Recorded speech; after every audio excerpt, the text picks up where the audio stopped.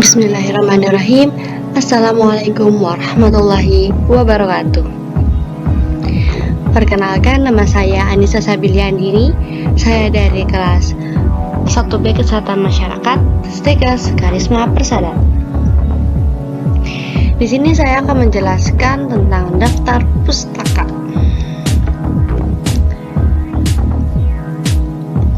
Ada 5 tema daftar pustaka.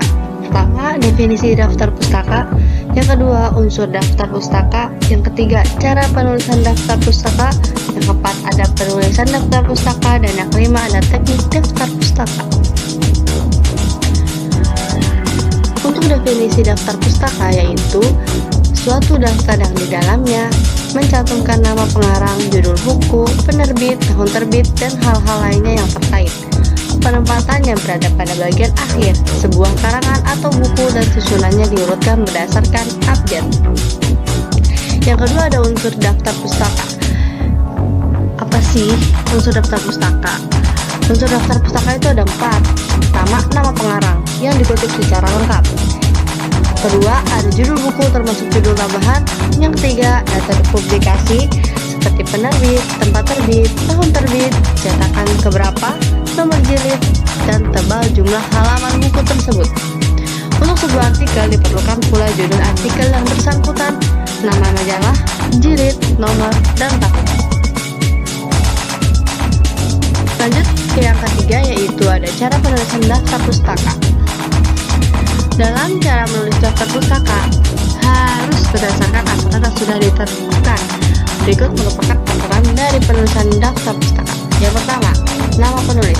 Dalam menulis nama penulis buku, maka nama penulis buku tersebut dibalik. Contoh yang pertama, untuk satu orang, Hadi Setiadi, maka tulisannya menjadi Setiadi, Hadi. Dan untuk pengarang yang ada 2 orang, seperti Hadi Setiadi dan Iwan Sasmito, maka yang dibalik namanya hanya untuk penulis pertama, yaitu Setiadi, Hadi, dan Iwan Sasmito. Dan untuk penulisan nama pengarang jika lebih dari 2,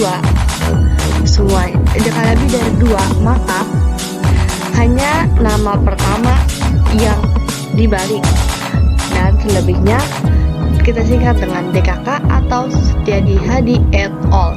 Jadi nggak usah ditulisin semuanya nama-namanya, tulis aja DKK atau et al. Yang kedua, ada tahun. Tahun dalam penulisan daftar pustaka ditulis setelah nama penulis buku dan diakhiri tanda titik. Contoh seperti Setiadi, Hadi tahun 2017 titik. Tuh. Untuk yang ketiga, ada judul buku.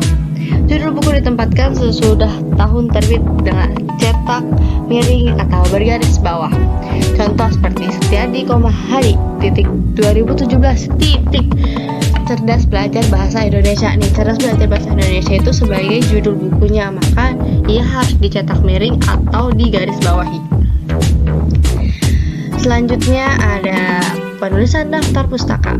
Ada beberapa style atau gaya penulisan daftar pustaka. Untuk yang pertama yaitu Modern Language Association. Maka penulisan ini harus format penulisannya yaitu nama akhir, karena dibalik nama akhir, nama awal, baru judul artikel itu biasanya dikutip, nama jurnal volume, titik, edisi, di dalam kurungnya, habis itu setelah itu dalam kurung tahun publikasi, titik 2 media. Contoh dalam penulisan daftar pustaka jurnal, misalkan satu penulis nih, berarti nama aslinya John Smith, berarti jadi Smith John.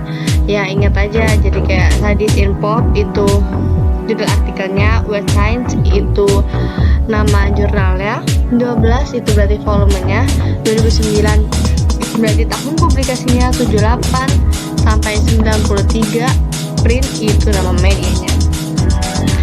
Dan untuk penulisan daftar pustaka kedua atau tiga orang, seperti pada dalam penulisan atau teknik penulisan.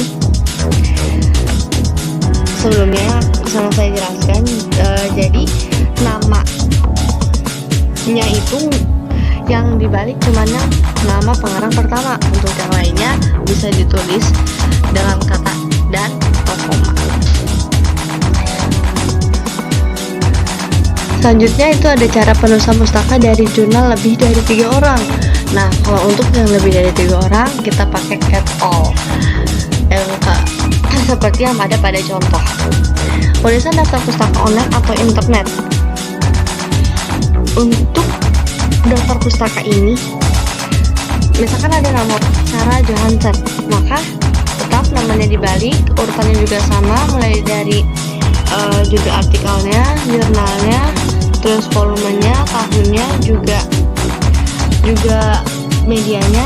Di sini yang dibedakan adalah adanya tanggal atau kapan kita melihat atau menemukan, mencari jurnal ini gitu. Jadi tanggalnya, bulannya, dan tahunnya itu harus dituliskan juga. Jadi ini sungguh lengkap. Selanjutnya ada American Psychological Association.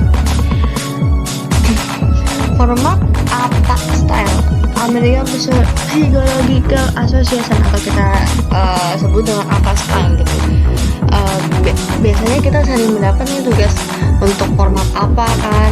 Nah, gimana sih format apa tuh? Format apa yaitu nama akhir pengarang, koma, A, titik. Ini harus ada A-nya nih, titik. Terus dalam kurung tahun penerbitan, judul artikel, nama jurnal harus dicetak miring, volume juga dicetak miring, dalam kurung edisi jika ada, koma, halaman. Jadi dia memerlukan halaman ya. Yang pertama ada penulisan daftar pustaka jurnal bentuk cetak. Ini satu penulis, misalkan ada kata bla bla bla bla bla bla bla bla, dan seperti ada di contohnya nih, kinetics of gasification of brown. Pokoknya harus sesuai dengan format apa. Ingat, yang digaris miring itu nama jurnal dan volume. Oke. Tahun penerbitan kali ini ditaruh di depan. Kan kalau misalkan MLA itu tahun penerbitannya ditaruh di belakang ya, tapi kalau ini ditaruh di depan dan ditambahkan A. Jadi A itu bukan nama aslinya pengarang itu, tapi emang udah rumusnya gitu, udah formatnya. Untuk penulisan daftar pustaka jurnal bentuk cetak 2 pengarang, yaitu dua-duanya dibalik namanya, terus dua-duanya dibalik namanya, terus dikasih kata dan, jadi nggak ada koma tapi kasih dan.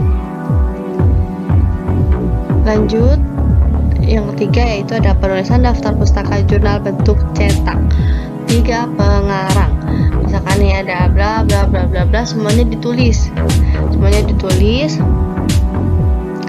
dan ingat apa yang harus dicetak miring, yaitu jurnal juga volume. Semuanya nggak ada bedanya sama yang pertama, ini cuman ditambahin dan. Kan kalau misalkan cara penulisan itu kalau udah 3 ke atas itu kan pakai DKK, kalau ini enggak, tetap ditulis 3 orangnya.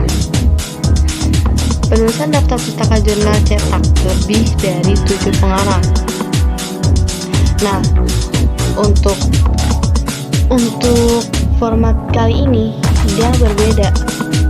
Dia tidak memakai kata DKK atau at all. Jadi dia menuliskan semua pengarang yang ada. Misalkan ada 12 nih, tapi yang ditulis nggak 12-12-nya, yang ditulis hanya 6 pengarang. Setelah 6 pengarang dikasih titik 3, baru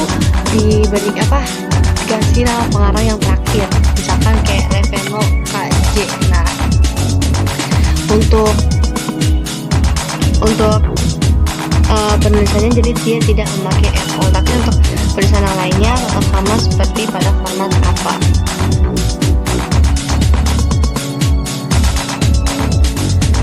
Selanjutnya ada Tourbillon Style.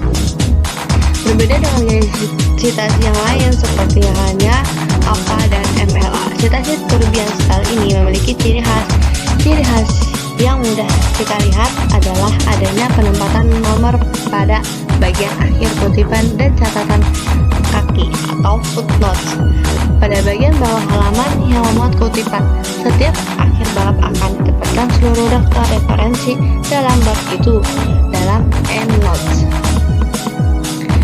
Contohnya, cara penulisan footnotes dan endnotes. Nama penulis, judul buku, edisi dalam kurung penerjemah, dan nama penerjemah tutup kurung. Baru kasih buka kurung kota penerbit, .2 tahun terbit. Jadi di sini dia diwajibkan tahun terbit, ada nama penerjemah sama penerjemahnya gitu.